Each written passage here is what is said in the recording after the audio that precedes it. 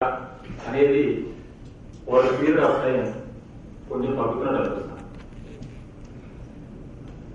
అంటే నేను అట్లనే ఈ చార్టెడ్ అకౌంటెంట్స్ అసోసియేషన్ కానీ ట్యాక్స్ ప్రాక్టీషనర్స్ కానీ వారిని తప్పుపడుతున్నాను. ఇంకా అర్థం చేసుకునేలాగా ట్యాక్స్ ప్రాక్టీషనర్ డిపార్ట్మెంట్ ముందుకు తీసుకురావడం అనేది చాలా అవసరమైన విషయం.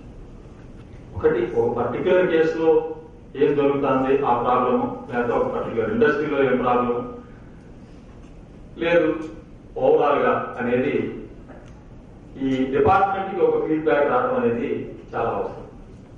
దాంట్లో ప్రొఫెషనల్స్ రోల్ ఎక్కువగా ఉంది. ఎందుకంటే ఈ లాంగ్వేజ్ ఈ మన ట్యాక్స్ డిపార్ట్మెంట్ కి అర్థమయ్యే లాంగ్వేజ్ లో చెప్పగలిగిన వాళ్ళు ట్యాక్స్ ప్రొఫెషనల్స్. మీరు చెప్పే లాంగ్వేజ్ అంటే మేము ఇద్దరు ఇంగ్లీష్ లోనే మాట్లాడుకున్నా, తెలుగులో మాట్లాడుకున్నా, ఏ విధమైన సవరణలు ఇంప్లిమెంటేషన్ లో ఇబ్బందులు వస్తాయి అనేది వారికి ఉన్న పరిజ్ఞానంతో కరెక్ట్ గా మనకి చెప్పగలుగుతారు.